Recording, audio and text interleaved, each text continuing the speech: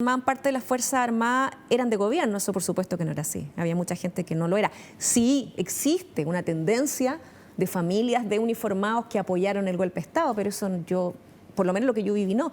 Mira, mi abuelo paterno era carabinero y mi abuela era comunista.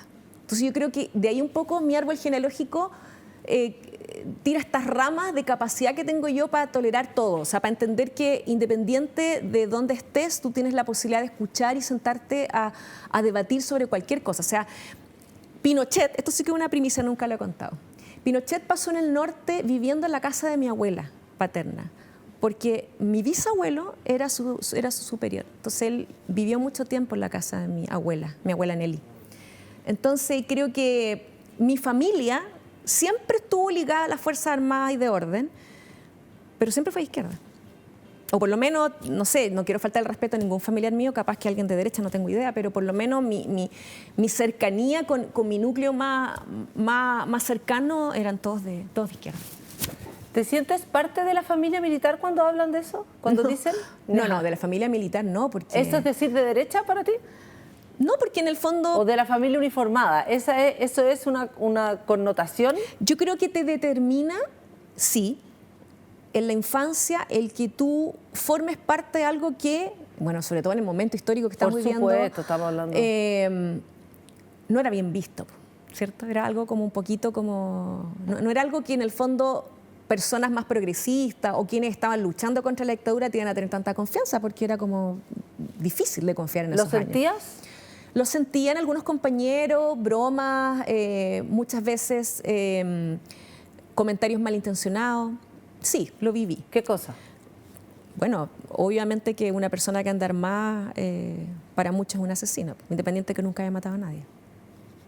¿Sabes con quién fui compañera yo de chica y lo pasamos muy mal con eso? Con Alberto Mayol. Sí, porque él también tenía un padre que él pertenecía al gobierno militar.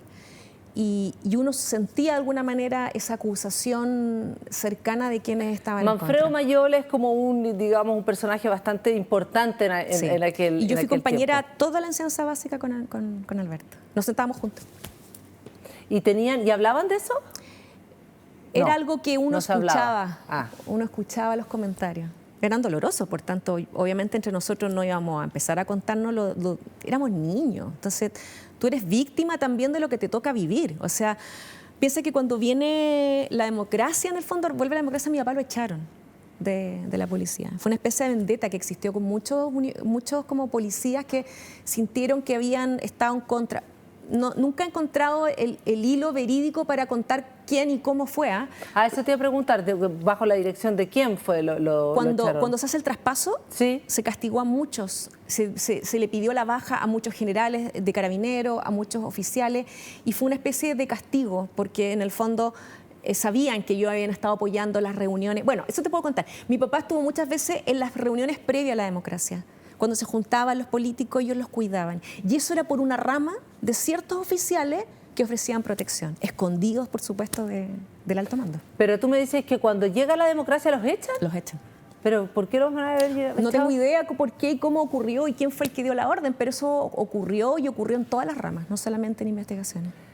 Hay algo ahí también que pasó hace unos días atrás y que es un tuit que tú pones a raíz de lo que pasó, y yo me imagino que también de alguna manera como que te removió también lo que sucedió, los asesinatos de carabineros que desgraciadamente vimos, Rita Olivares, también el suboficial Palma, y hay aquí tú estabas viendo también una declaración que hizo el ministro de Justicia. El ministro de Justicia, el ministro Cordero, que también era hijo de carabinero él. Sí. Entonces dice, como nieta e hija de carabinero y policía, estoy llorando con el ministro de Justicia en Estado Nacional. Desde esa posición se vive distinto esta crisis. Por respeto uno no opina de todo lo que se hace y dice, pero duele diferente. También estuve en esa pieza con miedo a no verlo más. Sí. Cuéntame un poco qué te pasó con respecto a lo que sucedieron esos días, que fueron días muy como chocantes también, ¿no? Es que se confrontaron dos realidades que venían en enemistad hace tiempo, pues en el fondo... ¿Tú te hubieras imaginado hace 2 años atrás una manifestación a favor de Carabineros aquí en Plaza Italia? No, ya. Entonces, veníamos hace rato con una tensión de qué o a quién tú podías apoyar y a quién no. Entonces, yo, como muchas otras personas, hemos tratado de no ensuciar lo que ocurre tratando como de defender a unos y a otros, porque no se podía nomás en ese momento, ¿no? O sea, había un odio parido contra cualquier cosa que significara represión policial, y por supuesto todos estamos en contra de la represión policial, pero eso no quiere decir que uno esté en contra de carabineros o de la policía. Entonces, cuando mueren los oficiales o suboficiales que suben de rango cuando mueren, fue también algo bien impactante. Yo creo que para los que vivimos esa historia siempre, cuando tú eres hijo de un policía, tú vives con el miedo que te maten tu papá, pues. Tú vives con ese miedo, porque es lógico. Todos los días se ven enfrentados a...